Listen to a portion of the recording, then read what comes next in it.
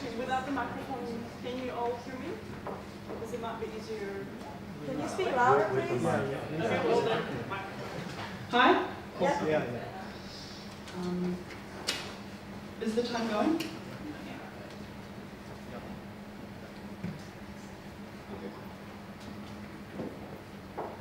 Hi, I'm Anna, and I've got ADD, which is an attention deficit disorder. One of the difficulties that I face is that I've got problem following speech. Hi, I'm Nishant. I'm an international student from India, and I often struggle with people with different accents, so lecturers who have accents. There are many students out there like us that have these difficulties. Some of them create strategies to cope, others fall behind, and yet others give up on studying altogether. From the tutor's perspective, they have no idea what's going on with their students in the classroom. There is no, there are feedback technologies out there, but they're not that widely used. And as a team, we created Literator, which is a software that provides real-time feedback to the tutor and allows students to bridge certain knowledge gaps based on live transcription of what the lecturer is saying and how it works. So I'm going to explain the process in brief. So the teacher speaks into the microphone, and the students receive a kind of live transcript. Then the students interact with the transcript. For example, the students could highlight the text, and the data is kind of collected and sent to the tutor. So they might receive what kind of text is being highlighted, or if many students are highlighting the same text, like the part of the transcript. The main part with the highlighting the text is that the student will get a description, definition of that term or concept. So then the teacher gets that, gets data based on that, and can improve their teaching style.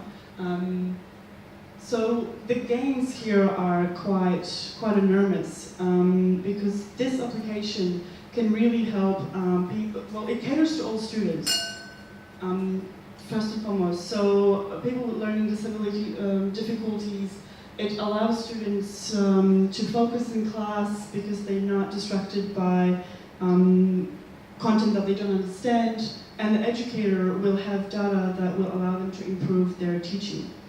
So yeah, like we see these people as our collaborators. They are not really our competitors. So we see people. Thank you.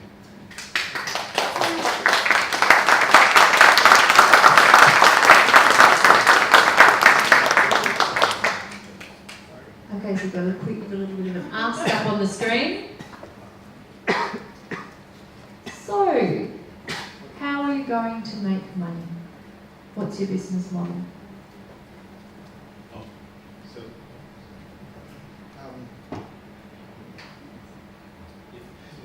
okay, so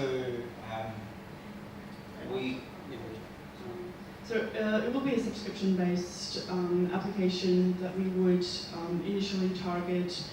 Well, we would advertise it to the educational developers who are the influencers at this particular university, UNSW.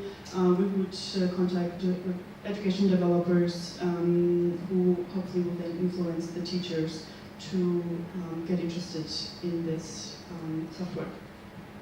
Thank you.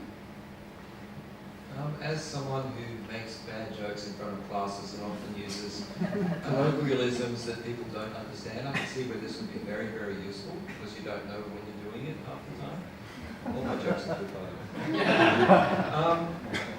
What about errors in the transcript?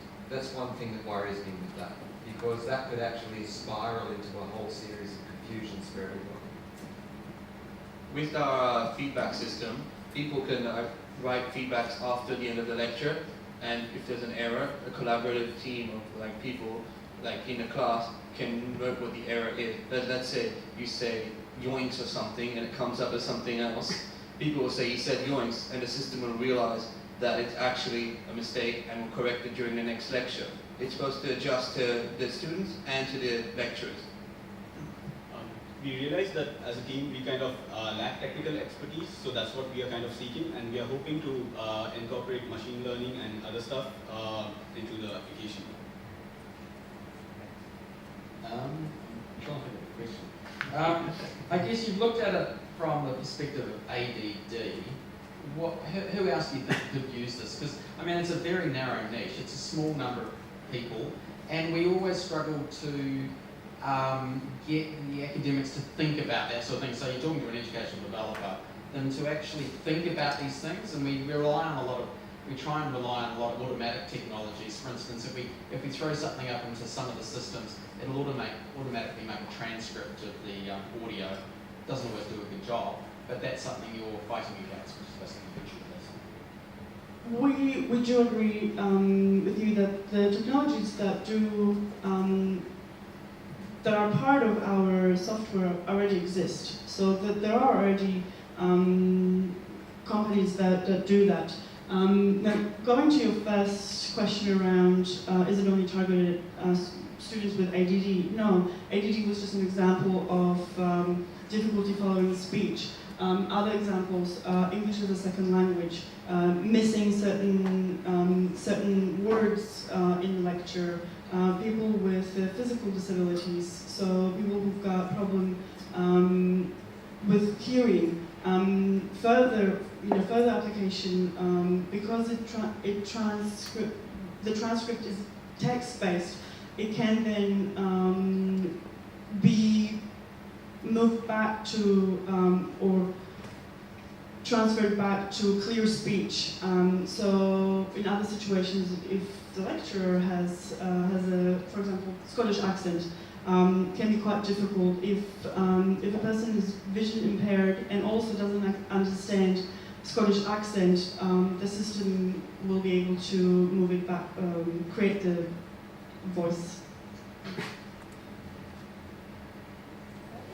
Thank you so much.